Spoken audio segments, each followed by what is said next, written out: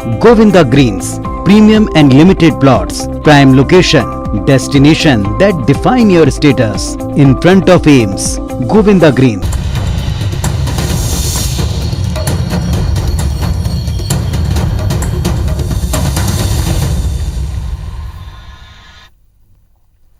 नमस्कार, बहुत स्वागत है आप सबका। मैं पुनीत पाठक। छत्तीसगढ़ की दिन भर की बड़ी खबरें विस्तार से देखते हैं। निकाय चुनाव में नामांकन के बाद अब दोनों पार्टियां कांग्रेस और बीजेपी अपने बागियों से परेशान हैं और उनको साधने में जुटी हैं। कांग्रेस और बीजेपी के बड़े नेता बागी उम्मीदवारों से चर्चा कर रहे हैं। निकाय चुनाव के समीकरण इससे प्रभावित ना हो, इसको लेकर पूरी तैयारी। एक स्पेशल रिपोर्ट देखें।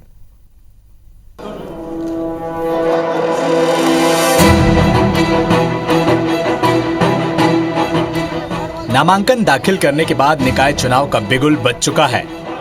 नगरीय निकाय चुनाव को लेकर कांग्रेस और बीजेपी ने तैयारियां भी शुरू कर दी है, लेकिन कई नगर निगम में टिकट न मिलने के चलते बागी प्रत्याशियों ने दोनों दलों की चिंता बढ़ा दी है। भिलाई नगर निगम में बीजेपी की ओर से लगभग 30 बागियों ने नामांकन भरा है, तो वहीं कांग्रेस में 50 से अधिक बागियों ने अपना नामांकन दाखिल किया है। निर्दलीय उम्मीदवारों के मैदान में उतरने से चुनाव के समीकरण बदलने के आसार हैं।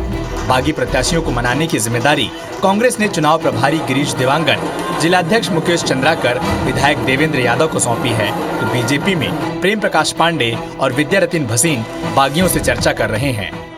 4-6 लोग टिकट मांगे रहते हैं, मिलता एक को है तो थोड़ी देर नाराजगी होती है, पर कांग्रेस परिवार में सदैव एका रहा है और लोग समझते हैं। अब आज फॉर्म भरे हैं, कल देखेंगे कौन कौन फॉर्म भरे हैं, उनसे चर्चा करेंगे कि कांग्रेस परिवार में आप रहे हो, आपको नहीं मिली तो भविष्य और है, समय बीतता है, सब उनसे चर्चा करेंगे। बड़ी पार्टी ये स्वाभाविक है, टिकट मिलेगा 4 मांगेंगे, 1 को मिलेगा, 3 को नहीं मिलेगा तो असंतोष तो होता है, लेकिन वो आपस एक परिवार है और समझाइश दी जा सकती है। देखिए, मुद्दे तो 3 साल में जो सरकार ने काम किया है, भूपेश बघेल जी की सरकार ने इतना कुछ किया है कि हम खाली हाथ नहीं हैं, और जो भी काम किया है वो जनता को बताएंगे।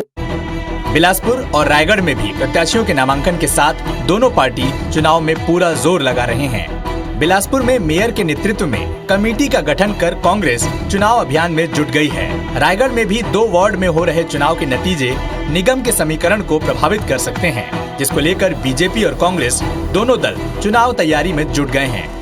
जीत में कोई परेशानी नहीं है, क्योंकि शेख गफ्फार जी का वार्ड है और शेख गफ्फार जी लगातार लोगों की सेवा करने में लगे रहे और वहाँ का सर्वांगीण विकास उन्होंने किया है।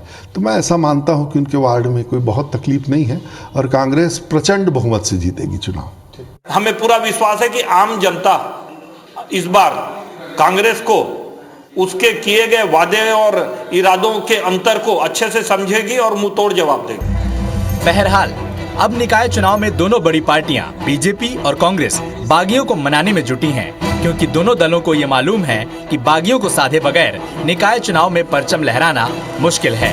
Bureau report, IBC 24। प्रदेश कांग्रेस कमेटी ने घरघोड़ा नगर पंचायत के उपाध्यक्ष उस्मान बेग को कांग्रेस की प्राथमिक सदस्यता से निलंबित कर दिया। पीसीसी अध्यक्ष मोहन मरकाम के निर्देश पर यह कार्रवाई हुई। बताया जाता है 2 साल पहले घरघोड़ा में हुए नगरीय निकाय चुनाव में नगर पंचायत अध्यक्ष के निर्वाचन के दौरान उस्मान बेग ने पार्टी संगठन के अधिकृत प्रत्याशी के विरुद्ध भितरघात की थी और भारतीय जनता पार्टी को खुलकर समर्थन दिया था। इसके चलते कांग्रेस को नगर पंचायत अध्यक्ष की कुर्सी गंवानी पड़ी थी। कांग्रेस कार्यकर्ताओं और पदाधिकारियों की ओर से लिखित शिकायत के बाद पीसीसी ने उस्मान बेग की पार्टी की प्राथमिक सदस्यता निलंबित कर दी है। हालांकि जिला संगठन का कहना है कि अब तक उन्हें पीसीसी से इस बात की कोई जानकारी नहीं मिली। कांग्रेस ने आज सोशल मीडिया पर स्पीक अप फॉर कोविड न्याय कैंपेन चलाया। इस कैंपेन में मुख्यमंत्री भूपेश बघेल भी शामिल हुए। उन्होंने केंद्र सरकार पर हमला बोलते हुए कहा कि कोरोना के दौर में केंद्र ने कई गलतियां की, जिसके कारण लाखों लोगों को समय पर ऑक्सीजन और वेंटिलेटर नहीं मिल पाया। सीएम भूपेश बघेल ने कहा कि केंद्र सरकार को कोरोना पीड़ित परिवार को 4 लाख रुपए का मुआवजा देना चाहिए। सीएम भूपेश बघेल ने कहा, असमय लॉकडाउन जैसे फैसलों के चलते जनता को दिक्कत हुई।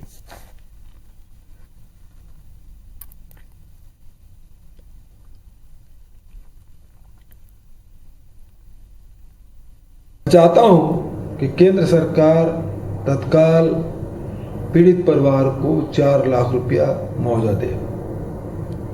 मैं आम नागरिकों से अपील करता हूं कि इस अभियान का हिस्सा बने और हम मिलकर लड़ेंगे और लोगों को न्याय दिलाएंगे। मैं चाहता हूं कि केंद्र सरकार तत्काल पीड़ित परिवार को 4 लाख रुपया मुआवजा दे। मैं आम नागरिकों से अपील करता हूं कि इस अभियान का हिस्सा बने और हम मिलकर लड़ेंगे और लोगों को न्याय दिलाएंगे। कोरोना के कारण स्कूली बच्चों का शैक्षिक स्तर लगातार गिर रहा है और इसको लेकर स्कूल शिक्षा विभाग ने सेतु पाठ्यक्रम 2.0 के तहत नवा जतन नामक कार्यक्रम बच्चों के लिए तैयार किया।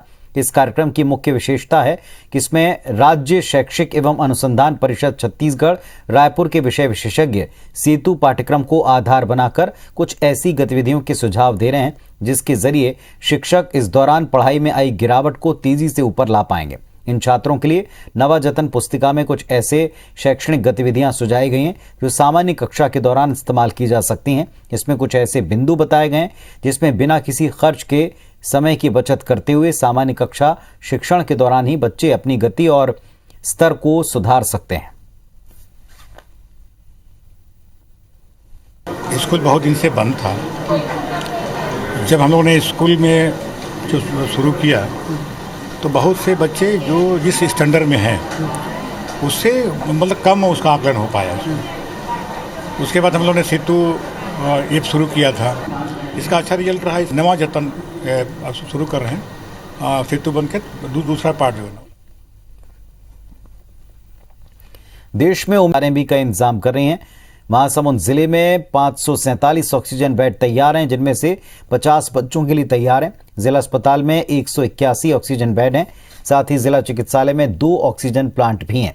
एक पिथौरा सामुदायिक स्वास्थ्य केंद्र में बनाया जा रहा है। साथ ही सभी तरह के उपकरणों की टेस्टिंग भी तेज कर दी गई है। नवंबर को नवी मुंबई से जगदलपुर एनएमडीसी दौरे पर आया इंजीनियर कोरोना पॉजिटिव पाया गया, जिसके बाद उसे मेडिकल कॉलेज जगदलपुर के कोविड वार्ड में शिफ्ट किया है। एनएमडीसी जगदलपुर में एंट्री के लिए कोविड टेस्ट जरूरी है और इसके लिए इंजीनियर ने एंटीजन और आरटीपीसीआर टेस्ट करवाया। एंटीजन रिपोर्ट नेगेटिव आई। इस दौरान इंजीनियर 1 और 2 दिसंबर को एनएमडीसी के अंदर दौरा भी कर चुके हैं, लेकिन आरटीपीसीआर रिपोर्ट पॉजिटिव आई, जिसके बाद इंजीनियर के संपर्क में आए सभी लोगों को जांच कराने के निर्देश दिए हैं।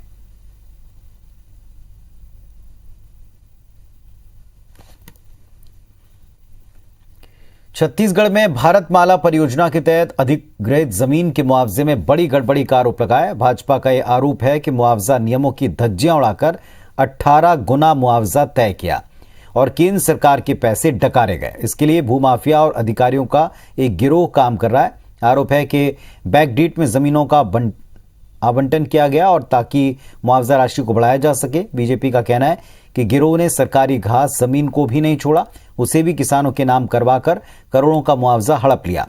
भाजपा ने पूरे मामले की केंद्रीय एजेंसी से जांच की मांग की। पूर्व कृषि मंत्री चंद्रशेखर साहू ने बताया कि भारतमाला समेत अन्य परियोजनाओं के तहत केंद्र सरकार से 13,000 करोड़ रुपए मिले हैं। इनमें अकेले अभनपुर तहसील के लिए 780 करोड़ रुपए स्वीकृत हुए हैं। यहां करीब 500 करोड़ का मुआवजा बांटा है, जिसमें 300 करोड़ रुपए सीधे सीधे गबन किया गया। मुआवजा माफिया ने किसानों के अधिग्रहित जमीनों का बैक डेट से बटांकन कराकर उसे छोटे छोटे टुकड़े करा लिए ताकि मुआवजा राशि बढ़ाई जा सके और इसके बाद किसानों का बसना, पिथौरा जैसी जगहों पर खाता खुलवाया, वहां से पैसे निकाले गए। बसना में, पिथौरा में, महासमुंद में हमारे यहाँ अभनपुर तहसील के 3 गांव के लोगों का अकाउंट वहां खुलवाया गया। इस जांच का विषय है। कवर्धा में विश्व हिंदू परिषद के आह्वान पर स्थानीय करपात्री स्टेडियम में 6 दिसंबर को होने वाले हिंदू शौर्य जागरण संकल्प महासभा के आयोजन के लिए प्रशासन ने अनुमति दे दी। 24 शर्तों पर यह अनुमति दी गई है, जिनमें आयोजन में किसी भी समुदाय विशेष के खिलाफ कोई भाषण या पोस्टर लगाने की अनुमति नहीं होगी, जिससे भावनाएं आहत होती हों। इसके पहले परिषद ने 2 बार बाइक रैली की अनुमति मांगी, लेकिन नहीं मिली। ऐसे में आयोजन को लेकर संशय की स्थिति बनी थी। अनुमति मिलने के बाद अब स्पष्ट हो गया। कार्यक्रम में पूरे प्रदेश से हजारों लोगों के आने की संभावना को देखते हुए आयोजकों ने तैयारियां तेज कर दी हैं। स्थानीय करपात्री स्टेडियम में मंच निर्माण का कार्य प्रारंभ हो चुका है। कार्यक्रम में महामंडलेश्वर स्वामी हरिहरानंद सरस्वती, आचार्य राजीव लोचन महाराज, राम बालक दास महात्यागी समेत अन्य संतों का उद्बोधन होगा। कवर्धा शहर से अधिक लोगों की उपस्थिति हो, इसके लिए नगर के सभी वार्डों में राम नाम संकीर्तन कर विश्व हिंदू परिषद कार्यकर्ता घर घर जाकर निमंत्रण भी दे रहे हैं। तारीख को यहाँ पर संपूर्ण छत्तीसगढ़ से और अलग अलग जिलों से हिंदू समाज बड़ी मात्रा में और बड़ी संख्या में पहुँचने वाले हैं।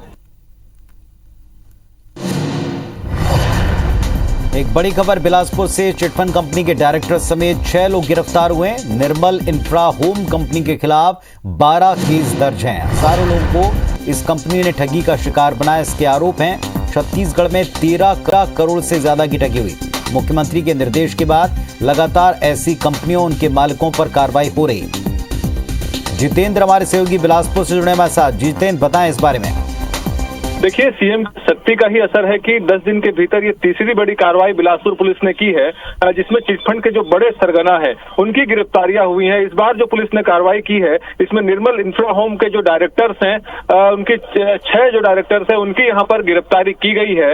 और जो जानकारी मिली है, कंपनी ने प्रदेश भर में अलग अलग जिले, बिलासपुर, कांकेर, रायगढ़, सरगुजा, बलौदाबाजार, दंतेवाड़ा, बेमेतरा, तमाम ऐसे जिले हैं जहां पर करोड़ों की यहाँ पर ठगी जो कंपनी है उन्होंने की है। और अलग अलग जिले में अगर बात करें तो कुल प्रदेश में 12 प्रकरण कंपनी के खिलाफ दर्ज है। बिलासपुर में अकेले 7 करोड़ रुपए से ज्यादा की ठगी का जो मामला है इस कंपनी के खिलाफ यहाँ सामने आया था और इनके खिलाफ अलग अलग थानों में यहाँ पर मामले दर्ज हैं। हालांकि पुलिस ने अब इस पर बड़ी कार्रवाई की है। कंपनी के डायरेक्टर सहित 6 आरोपी जो है वो पुलिस के यहाँ पर हत्थे चढ़े हैं।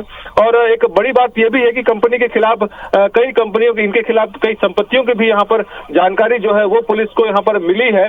पुलिस अब उनके संपत्तियों की कुर्की की भी तैयारी कर रही है, जो कलेक्टर को प्रस्ताव जो है बनाकर वो भेजा गया है। इस तरह अगर बात करें तो लगातार पुलिस को जो कार्रवाई है वो जारी है, क्योंकि 10 दिन पहले ही पुलिस ने यहाँ पर बीएन गोल्ड कंपनी के जो डायरेक्टर्स हैं उनको गिरफ्तार किया था। उसके बाद जीएन गोल्ड कंपनी के खिलाफ भी यहाँ पर पुलिस ने शिकंजा कसा था। और अब जब पुलिस कार्रवाई करी है तो निर्मल इंफ्रा होम के जो चिटफंड कंपनी है इसके यहाँ पर डायरेक्टर्स जो है वो पुलिस के हत्थे चढ़े हैं। बहुत शुक्रिया आपका इस जानकारी के लिए। तो हजारों लोगों को ठगी का शिकार बनाने वाली कंपनी, उसके लोग भी पकड़ में आए हैं और लगातार मुख्यमंत्री के निर्देश का असर दिख रहा है। इधर धमतरी जिले के भखारा ब्लॉक कांग्रेस उपाध्यक्ष के 2 बेटों पर चाकू से जानलेवा हमला करने का मामला सामने आया। हमले में दोनों गंभीर रूप से घायल हो गए, जिनका इलाज शहर के बठेना अस्पताल में चल रहा है। वहीं पुलिस ने हमला करने वाले एक नाबालिग समेत 6 आरोपियों को गिरफ्तार किया है। बताया जा रहा है फोन लगाकर दोनों को घर से बाहर बुलाया गया और इसके बाद उनसे मारपीट हो गई। चाकू से दोनों भाइयों पर हमला किया गया, जिसके बाद सभी आरोपी फरार हो गए। हमले के बाद एक की हालत गंभीर है। फिलहाल मामले में जांच जारी है। मेरे छोटे वाले भाई क्यों मार रहे करके भिड़ा तो उसको भी मार दिया गया। कौन लोग आपको जानते हैं? बखारा के प्रॉपर लोग, वो तो पूरा सब FIR भी हुआ है और सब लोगों का वो है। PS भखारा में परसों दरमियानी रात को कुछ लोगों ने 2 प्रार्थीगण को चाकू से वार किया था। इसमें टोटल लोग 6 लोग थे। 6 लोगों की गिरफ्तारी हो गई है और उसमें अभी सभी को जुडिशियल रिमांड पे न्यायालय रवाना किया जा रहा है। मुंगेली जेल ब्रेक मामले के बाद केंद्रीय जेल अधीक्षक बिलासपुर ने लापरवाही बरतने के आरोप में ड्यूटी पर तैनात प्रहरी को निलंबित कर दिया। केंद्रीय जेल अधीक्षक ने मुंगेली उपजेल पहुंचकर जेल सुरक्षा का जायजा लिया और जेल परिसर के अंदर और बाहर निरीक्षण किया। शुक्रवार को मुंगेली उपजेल से अचानक अनाचार के मामले का एक विचाराधीन कैदी फरार हो गया था। फिलहाल जेल प्रबंधन ने सिटी कोतवाली में रिपोर्ट दर्ज करा दी है। फरार आरोपी की तलाश जारी। उसी की जांच करने के लिए मैं आया हूं और देख रहा हूं कि कैसे और उसमें सुधार किया जा सकता है ताकि भविष्य में ऐसी घटनाएं ना हो। एक प्रहरी को मंगत नेताम को निलंबित किया गया है। वो उस टाइम वहां पे ड्यूटी पे था, उसकी लापरवाही पाई गई है प्रथम दृष्टया।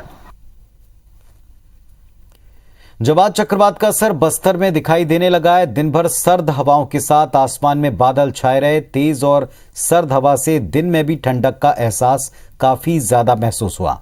आने वाले 24 घंटे में मौसम का उतार चढ़ाव देखने को मिल सकता है। दिन और रात के तापमान में भी 8 डिग्री का अंतर दर्ज किया गया। शुक्रवार की रात तापमान गिरकर 13 डिग्री सेल्सियस पहुंच चुका था। मौसम विभाग ने ठंड बढ़ने के साथ साथ कुछ जगहों पर बारिश का अंदेशा जताया है। उनके मुताबिक जैसे ओडिशा के तट से ये चक्रवात टकराएगा वैसे इसका असर दिखाई दे सकता है। जगदलपुर नगर निगम ने भी कड़ाके की ठंड के बीच अलाव के इंतजाम किए। मौसम विभाग ने आने वाले 24 घंटे के लिए बस्तर के कुछ इलाकों में गरज चमक के साथ बारिश की संभावना जताई। दिन का अधिकतम तापमान 22 डिग्री और न्यूनतम 13 डिग्री तक बना रह सकता है।